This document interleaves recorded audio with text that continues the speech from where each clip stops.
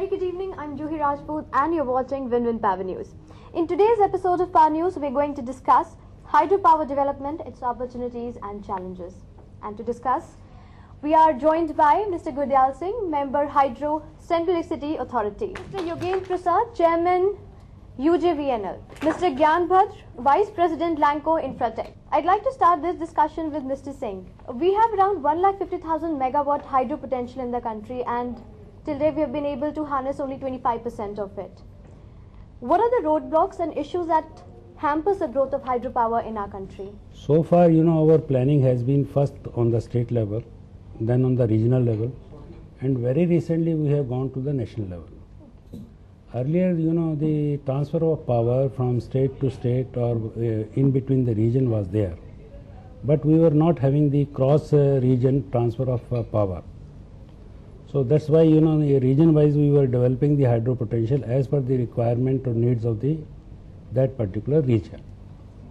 So that's why, a major portion of hydropower potential which is in northeast, that has not been developed because the power requirement of northeast region is very little. One of the reasons why we have not been able to tap the potential in Arunachal Pradesh is that because of the increased cost of generation and combined with transmission cost, which comes out to be ₹5, and not many developers are interested in to develop hydro projects over there. No, this is not very correct. In Arunachal Pradesh we have not been able to develop because so far there was no facility or no requirement over there. Northeastern hydropower potential we were basically developing only for the northeastern region requirement.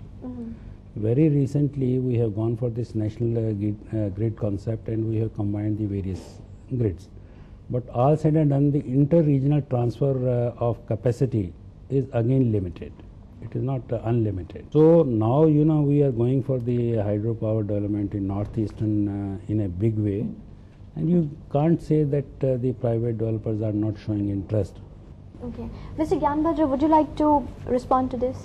Yes, partially I will agree with Gurdial Singh ji, but couple of things I would like to say. This private sector participation in hydropower is quite a recent phenomenon.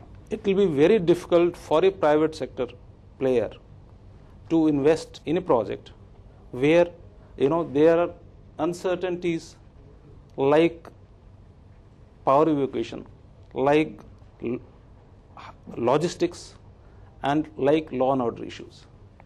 So especially in northeastern areas, because of this extreme logistics, because of this power evacuation issues, what Mr. Singh has told, 100% I agree with that, but it is increasing the cost of the project, it is increasing the tariff of the electricity delivered here in Delhi.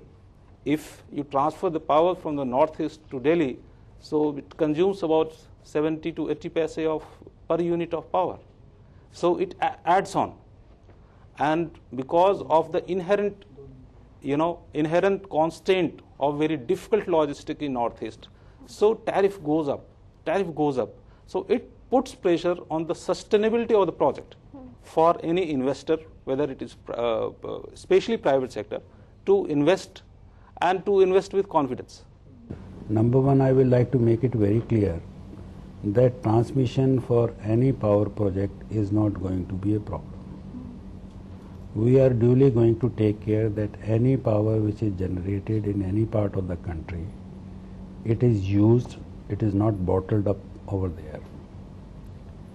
CA has worked out the basin-wise transmission development plan, and we have identified various pooling stations and other things along with the state government, and there is a definite plan is there. The only part is that after all, the transmission system development has to come matching with the development of the hydropower or any power project. Okay, I'd like to ask Mr. Prasad, India is fortunately endowed with an enormous hydro potential of about 149 gigawatt, and 76% has been harnessed so far. Government has formulated various policies to promote hydropower development in the country. Even with so many policy initiatives, the hydro sector is not moving with the desired pace. So what are the major reasons you see behind this? The major reason is lack of skilled manpower, lack of proper supervision of the work, lack of incomplete DPR, because DPRs are to be prepared in detailed investigation, that is not being done. But recently, secondly, law and order was also a big problem in remote or border areas. People were creating a lot of problems. NGOs were creating a lot of confusion among the people. So people were not allowing it to move forward without understanding the value of the hydropower. That is why it has not moved. Everywhere the geological surprises are there, quality of rocks are different.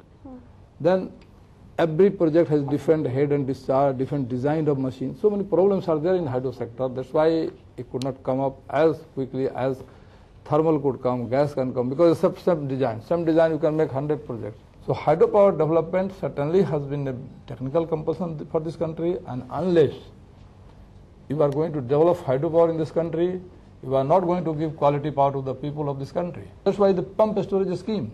In pump storage scheme, you are keeping an input of 100 megawatt, then you are getting output of 70 megawatt only. But only to balance the frequency, making the power system stable, giving quality power to the people at proper voltage, proper frequency, these schemes are made. Otherwise, then pump storage will never come. And just see what is the condition of Japan. They have 25% of the pump storage. That's why it is always told that why hydrothermal mix. When during peak hours you have high demand, during off-peak hours less demand, thermal will work on the base load and hydro will do all the variable loads. So that is the inherent benefit to the hydro. That's why hydro development is a technical must. Technical, like the optimum is 40-60, but in country we have 25-75. So do we have any like loss due to that? 60-40 is a figure which is very universal and quoted everywhere. And no country can afford to have 40% hydro potential. It depends on the potential you are having. Tomorrow we may land up with a 10,000 megawatt, so there is no question of having a 40% hydro potential.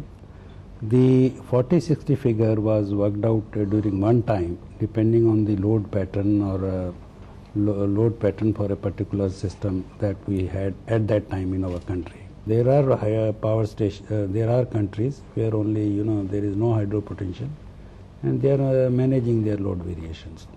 So this 40-60 figure is a very old figure, and we are sticking to it. And let me assure you, we can never approach this 40% figure. I'm very clear. We will never reach this 40%. Whatever we may do. On this question, just I would like to reply. Just see, it is not that any country, I think Gurjal Singh will not disagree with me, if they have the hydro potential, they are always first tap the hydro potential. Naturally. Even America is taking power through hydro from Canada, and Brazil has 93% hydro. That Norway has more than 100% hydro, and from Norway, other European countries are taking power because all the European countries are interconnected. So hydrothermal mix means variable loads. Earlier the load difference was 40-60. It is almost the same. Here we'll take a short break. You keep watching Win-Win Power News.